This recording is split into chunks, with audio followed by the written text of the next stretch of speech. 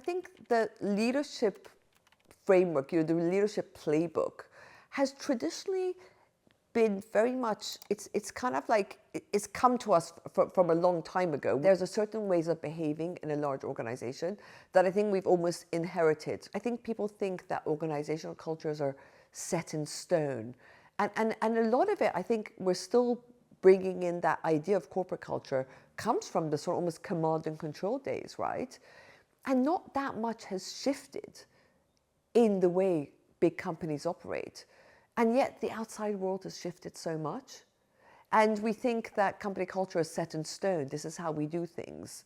This is how we've always done things. This is why it works. This is why we're successful. This is why we're so big.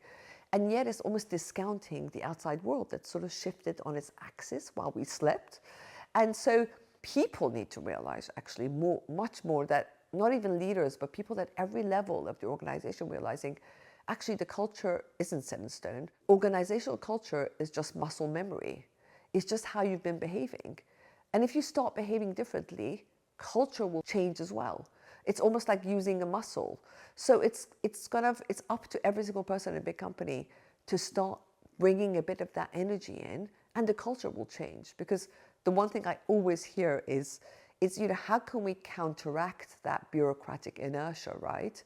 And the way you counteract it by realizing actually that culture is not static, it's completely changeable, and you've got control over culture. Because I'm sure, as you know, what we often hear, and I hear that very much in big companies, is they won't let us, right? And often in big companies, I'm going like, who's they? Where is they? But there's this very much feeling of, oh, they won't let us, those are the processes. Like some sort of Magna Carta, and you can't ever access them. And I just realized that actually, it's all up for grabs. The way you behave is you can change culture by the way you behave.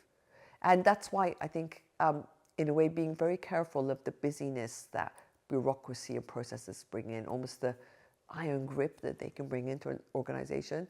And you just got to simplify things a bit. And I suppose I call it comfort admin, right? A lot of people that I speak to in large companies, and I spend a lot of time in corporates, seeing why their attitude is so different to entrepreneurs. There's always the busyness comes up. People show me their calendars, chock-a-block. And without realizing, actually, there's a bit of comfort in that. I'm busy, therefore everything is fine. But it's actually busy doing what?